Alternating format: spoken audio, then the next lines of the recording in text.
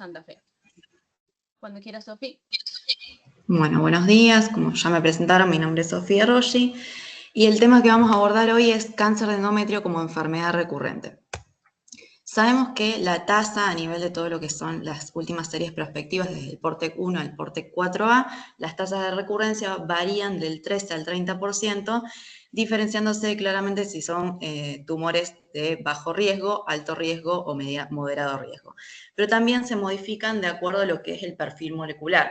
No es lo mismo un P53 mutado, que va a tener una tasa de recurrencia cercana al 30%, a un poli que va a tener por debajo incluso del 13% reportado. En el 2015 se publica este estudio que habla un poco de cómo diagnosticar la recurrencia. Es un estudio retrospectivo, multicéntrico, en donde se analizaron 254 pacientes, de las cuales 36% presentó recurrencia, eran todos de alto grado, con una mediana de seguimiento de 25 meses. Las modalidades que detectaron las recurrencias son síntomas, 56%, examen físico un 18%, tomografía de vigilancia un 15%, el CA125 un 10% y la citología vaginal de solo un 1%. Lo que recalca este estudio fundamentalmente es que todas las recaídas locales fueron básicamente detectadas por síntomas y examen físico, que es un poco el cuadro de la derecha. Y también vemos que, como eran todos tumores de alto grado, el 76% había recaído a distancia. Esto también se puede explicar porque estas pacientes reciben muchas veces adyuvancia posterior, quimio, radioterapia, y la radioterapia esterilizaría la zona de la pelvis.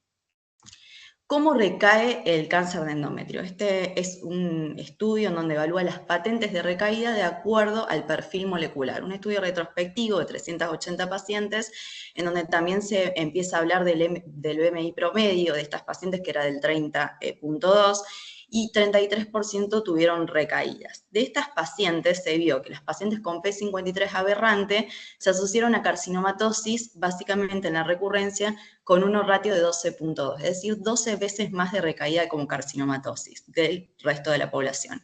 Y MMR deficientes recaía más a nivel ganglionar con un ratio de 5.88.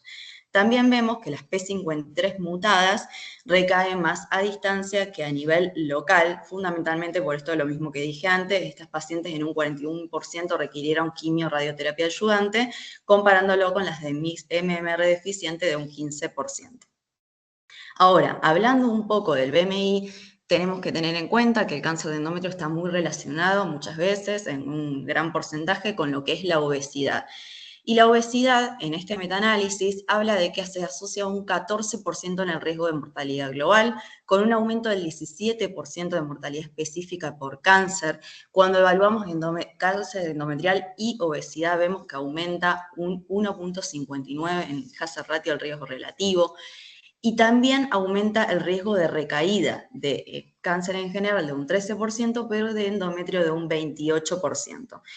Esto no es a destacar, o sea, es a destacar realmente porque las pacientes no solo es importante diagnosticar la obesidad en el diagnóstico, sino también tratarla en conjunto, digamos, interdisciplinariamente, porque es un factor perpetuante de la enfermedad. Esa paciente va a recaer más.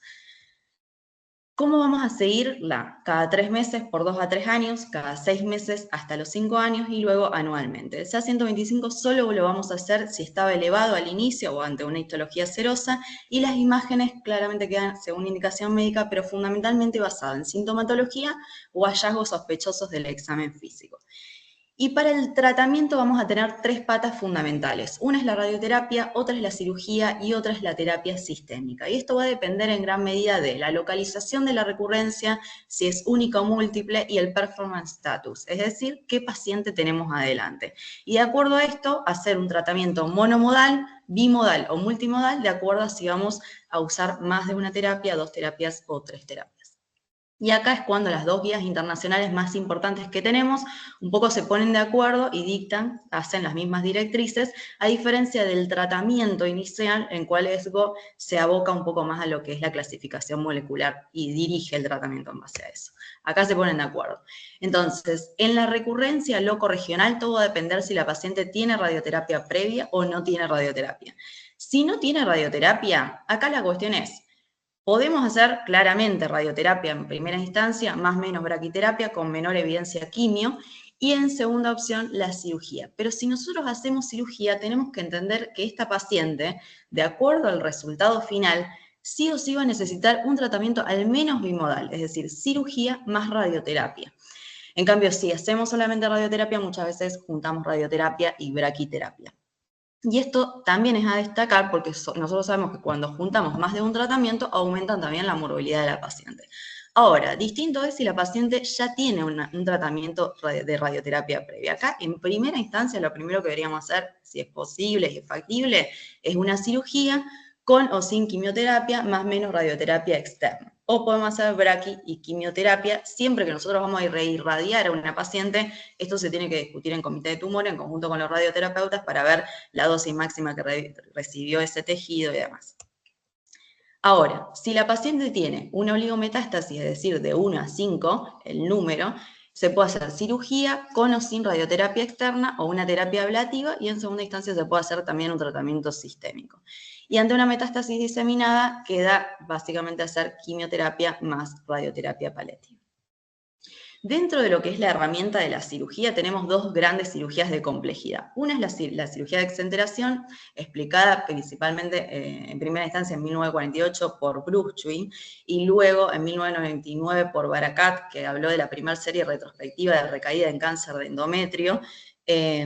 La mortalidad en ese momento de una exenteración era del 23%, con complicaciones graves del 80%, y era una cirugía más paliativa que curativa. Es decir, teníamos una chance de curación de esas pacientes que varía de un 14 a un 20%. Todo se fue modificando y en la actualidad, con el último metaanálisis del 2024 y el estudio colaborativo PELVEX, lo que ha publicado de números, esta mortalidad bajó al 2.6%, las complicaciones graves un 34% y la cirugía pasó a ser una cirugía más paliativa a una cirugía curativa, hasta con una sobrevida global a 5 años aproximadamente de 60%, que varía de acuerdo al tipo de cáncer, fundamentalmente 50% más o menos en endometrio.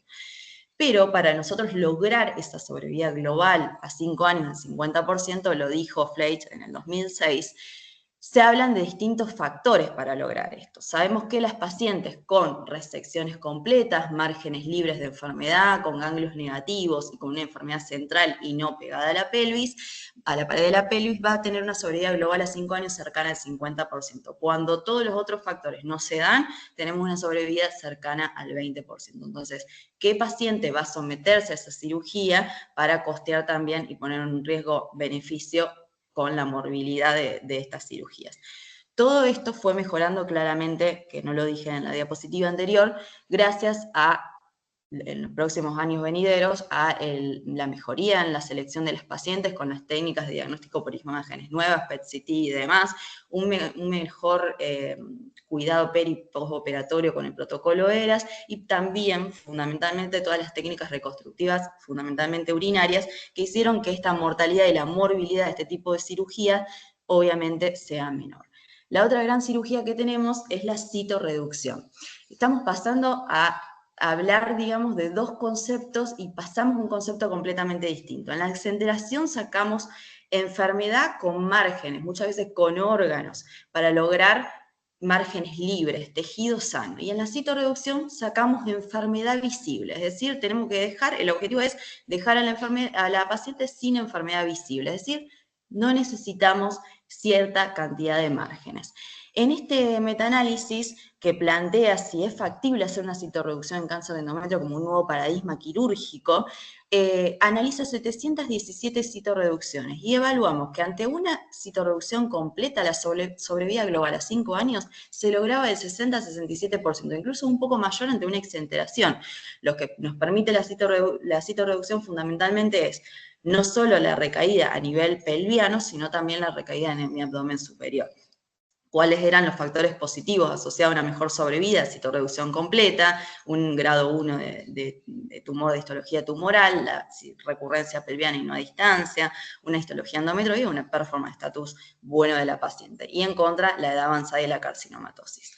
Y dentro de este metaanálisis que evalúa fundamentalmente todos los estudios retrospectivos, claramente, en el estudio de McLaren, que aunque es un N de 22 muy bajito, lo que habla es del impacto de la terapia multimodal. Claramente, si nosotros no sacamos márgenes de tejido sano, el margen puede estar contactante o podemos interpretar que puede haber enfermedad microscópica. Entonces, siempre asociar una terapia no unimodal, sino bimodal o multimodal. Vemos que la sobrevida global muchas veces solamente con cirugía se logra igual que haciendo un tratamiento multimodal, pero la recaída o la sobrevida libre de progresión claramente es mejor cuando usamos más de una terapia. En el estudio Moore-Calcel del 2021, con 376 pacientes, vemos el impacto de la cirugía como parte del tratamiento, es decir, incorporarla dentro del plan que nosotros vamos a tener, con una sobrevida global de 58 meses versus 25 y una sobrevida libre de enfermedad en el tratamiento quirúrgico de 15 versus 9 meses, es decir, hay una diferencia amplia. Y por último, en el estudio de Shikama del 2019, japonés, habla del impacto de la citorreducción completa, todo lo que decíamos. Una citorreducción completa logra una sobrevida de 68 meses mediana con una enfermedad residual de 20 meses, nada más. Con respecto a la radioterapia, este es un estudio prospectivo del 2024, el GOG 238, que habla de la recaída, cuando la recaída es local, hacer radioterapia versus quimioradioterapia. El estudio fue no aleatorizado y el tiempo de reclutamiento fue alto, porque esto quedaba a cargo del médico tratante, incorporarlas en uno u otro brazo, y claramente estaba sesgado por esa situación, entonces para poder equiparar los grupos tardó mucho más tiempo. Fueron 56 pacientes, 86% de estas pacientes tenían recaídas vaginales, con una mediana de seguimiento 62 meses. Claramente en el grupo de radioterapia sola tuvieron toxicidad de grado 3 menor, 31%, versus 57% en el grupo de quimioradioterapia, con una mediana de sobrevida libre de progresión y una mediana de sobrevida global similar entre ambos grupos. Por lo cual de esto se desprende que la adición de la quimioterapia no mejora la sobrevida global, la sobrevida libre de progresión en pacientes tratados con radioterapia definitiva, pero sí aumenta la toxicidad aguda. Lo que tenemos que ver es qué grupo de pacientes son candidatos, que es el grupo representado en este estudio. Fíjense, el 60% eran pacientes endometrioides grado 1. El 85% de las recaídas eran solamente vaginales, sin ninguna otra localización. No tenían ganglios positivos, solamente un 3% de ganglios positivos, y no tenían invasión linfovascular en un 66% de los pacientes. Entonces, en este grupo de bajo riesgo, G1, vaginal, sin adenopatías y sin invasión linfovascular, sería factible de realizar solamente radioterapia. Y la última pata, el último eslabón, es el tratamiento sistémico. Desde siempre el tratamiento de primera línea fue el carbopaclitaxel, pero en los últimos años se fue incorporando lo que es las terapias target, la inmunoterapia. Esta inmunoterapia se adjuntó a la primera línea de tratamiento y hoy las guías fundamentalmente la NCCN de primera línea pone carbopacli más una inmunoterapia. Y esta inmunoterapia va a estar afectando y va a estar dirigida a la relación entre el linfocito T y la célula tumoral. Básicamente, para entenderlo, el linfocito T tiene un receptor PD1 y la célula tumoral tiene un ligando PD1. Cuando la célula tumoral se une al linfocito T, el linfocito T lo reconoce como una célula normal y inhibe básicamente la lisis tumoral. Entonces queda como adormecido. ¿Qué pasa en las terapias target? Las terapias van a estar abocadas fundamentalmente a inhibir o al receptor PD1 en el linfocito T o al ligando. Al inhibir esta interacción, lo que hace es que el linfocito T mate a la célula tumoral. ¿Qué pasa en los distintos grupos tumorales? MMR proficientes son los famosos tumores fríos, y esto está bueno que lo entendamos. Estos tipos de tumores las células tumorales no tienen PDL1, es decir, no tienen el ligando, pero el linfocito T sí tiene, porque todos tenemos linfocito T, tiene PD1. Lo que pasa es que en ese microambiente tumoral, básicamente la cantidad de linfocitos T es baja. Ahora, en los famosos tumores calientes, que son el MMR deficiente, tienen alta cantidad de ligando PD1 y alta cantidad de linfocitos infiltrando el microambiente tumoral de PD1. Entonces, estas pacientes son candidatas a terapia anti-PDL1 o anti-PD1. Claramente, si yo tengo muchas células con muchos ligandos PD1, va a ser un poco más de efecto el anti-PDL1, pero cualquiera de las terapias que yo le dé a esta paciente va a responder. En cambio, en el MMR proficiente lo que yo le puedo dar es un anti-PD1, porque linfocitos T tenemos todos los humanos. En cambio, células tumorales con ligando no. Entonces, va a tener una respuesta, no va a ser una respuesta espectacular porque claramente la cantidad es menor. Ahora, ¿se puede transformar un tumor frío en un tumor caliente? Bueno, hay drogas que transforman un tumor frío en un tumor caliente. Uno es el lenvatinib, que es un inhibidor de la tirosina quinasa, que lo que hace es disminuir la angiogénesis y predisponer la migración de linfocitos T al microambiente tumoral. Entonces, en estas pacientes vamos a tener más linfocitos T, por ende vamos a tener más receptores PD1, y si nosotros le asociamos un inhibidor de PD1, pembrolizumab, nivolumab o dostarlimab, podría empezar a aumentar el efecto o potenciar el efecto de esta droga. La otra opción es aumentar los PD1. ¿Con qué lo aumento? Con el IPAR, el olaparib. El olaparib lo que hace es disminuir la reparación del ADN, aumenta las mutaciones dentro de la célula y como forma de defensa el tumor libera PDL1 en exceso. Entonces transformo un ambiente con un aumento de la cantidad de PDL1 en las células, y si yo le agrego un anti-PDL1 como durvalumab, aumentaría la respuesta en este tipo de tumores. Todo esto es la explicación por lo cual después damos una u otra inmunoterapia. Y esto depende de la inmunohistoquímica. Si no tenemos inmunohistoquímica, se puede hacer inmunoterapia igual. En caso que la podamos hacer, la tenemos que hacer siempre, fundamentalmente MMR. Si la tenemos en esta recaída, claramente es mejor, y si no, se usa la inmunohistoquímica del inicio del tumor. Pero tenemos que tener en cuenta que las MMR proficientes se pueden transformar en deficientes ante una recaída por selección de colonias. Entonces, en pacientes que no contamos con inmunohistoquímica, tenemos dos estudios y la idea es poder hacer carbopacli más pembrolizumab o dostarlimab, ambos anti-PD1, porque dijimos linfocitos T tenemos todos. Entonces, prospectivo doble ciego, randomizado fase 3, 816 pacientes, el 58% de las pacientes eran enfermedad recaída, y lo que tenemos que tener en cuenta es que se randomizó carbopacli más pembro versus carbopacli más placebo. La terapia adyuvante previa estaba permitida con un intervalo libre de 12 meses y un seguimiento bajo, de 12 meses. El objetivo primario fue sobrevida libre de progresión. En las pacientes deficientes de MMR fue de 74 versus 38 en las placebo, con un hazard ratio de 0,30. En las proficientes fue una mediana de sobrevida libre de progresión de 13 versus 8,7 en las de placebo, con un hazard ratio de 0,54. Vemos que es menor el impacto en cuanto al MMR deficiente, pero el impacto está igual en comparación con carbopacli solo.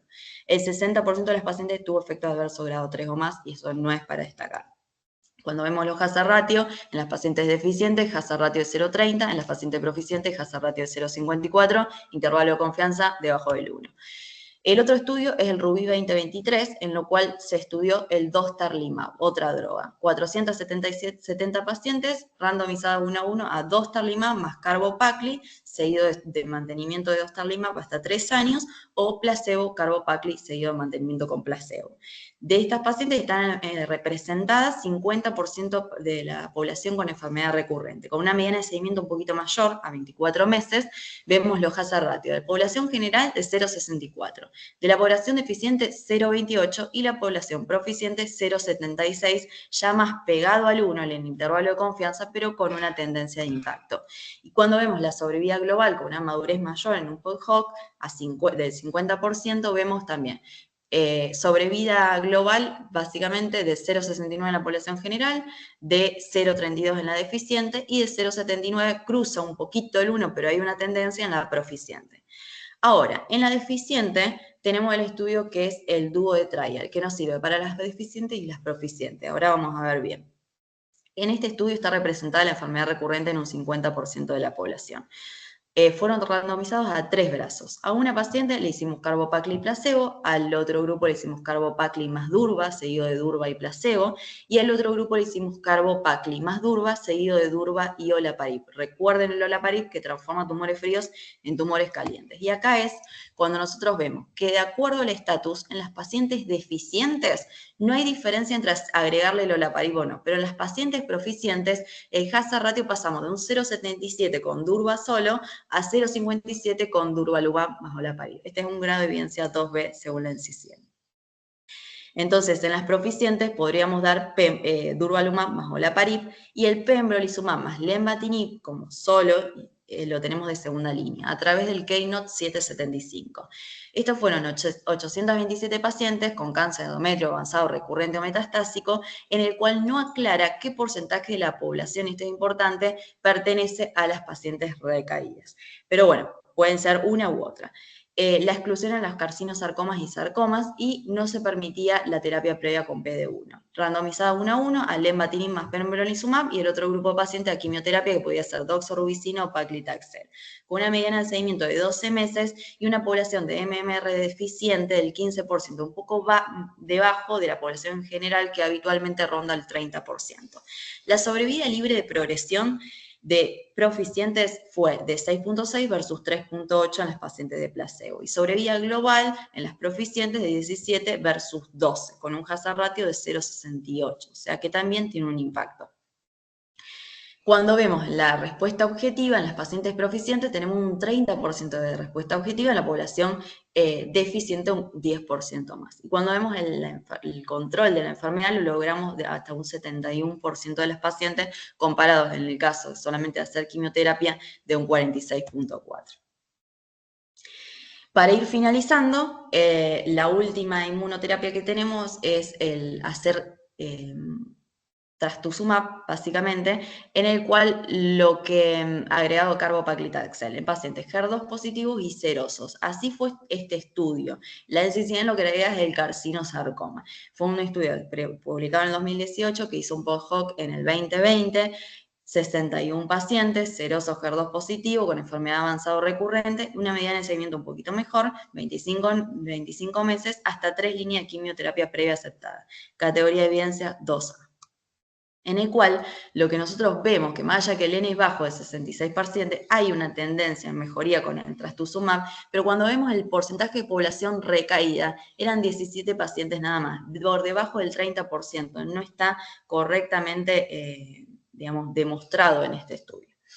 Como conclusiones, siempre discutir a la paciente en comité de tumores, radioterapia en la paciente no irradiada con intento curativo, cirugía en la paciente irradiada también con intento curativo. Cuando no tenemos la chance de poder curar a la paciente, aunque sea en un porcentaje importante, para todo lo demás, una terapia sistémica que lo que hace es empezar a ver la enfermedad como algo curable y la pasamos a ver como algo crónico, el cáncer como algo crónico. Muchas gracias.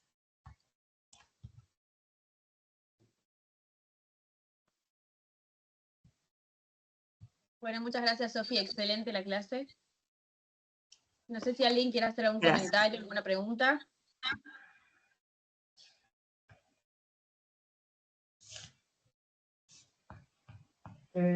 Sofi, no sé si te escucha. No, yo Sí. la verdad que muchas gracias. La verdad que estábamos todos acá muy concentrados escuchando tu clase. La verdad que a veces no hay que, desde mi punto no tengo ningún comentario para hacerte, solamente felicitarte y agradecerte. Muy buena tu charla, un resumen y encima explicando cosas que siempre está bueno repasar como conceptos. Así que nada, verdaderamente espectacular. Muchas gracias. Gracias, Tommy.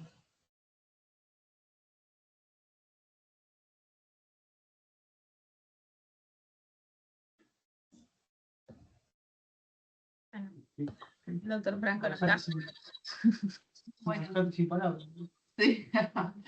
Bueno, si nadie más quiere hacer ningún comentario, seguimos trabajando. Nos vemos, hasta luego. Perdón, Gracias a todos. hola, no se vayan. Hola, Jero. Jero, hola, ¿qué haces, Sofi? Me encantó la Hola, clase. Jero. Escuchá, te hago una Gracias. pregunta ya que estuviste repasando. ¿Qué secuencia elegirías si vas a operar una paciente que no hizo radioterapia? ¿Con qué le harías una adjuvancia posterior? Paciente que no hizo radioterapia. La operás, decidís operarla. ¿En base a qué elegirías? ¿Agregarle radioterapia como adjuvancia posterior o sistémica? Depende del tipo de recaída. O sea, si la paciente vos la operás y tiene ganglios positivos, deberías priorizar la quimioterapia y hacer algún tipo de radioterapia pelviana si no tenía radioterapia, como para control local. Si la paciente fue una recaída local vaginal, podés obviar la quimioterapia. Cuanto más a Perfecto. distancia tenga la enfermedad, priorizás la quimio. Le harías radioterapia y braquiterapia. Sí. Bueno. Perfecto. Ahora sí, váyanse a trabajar. Nos vemos. Bueno, gracias Chao, a chicos. todos. Hasta luego. Chao.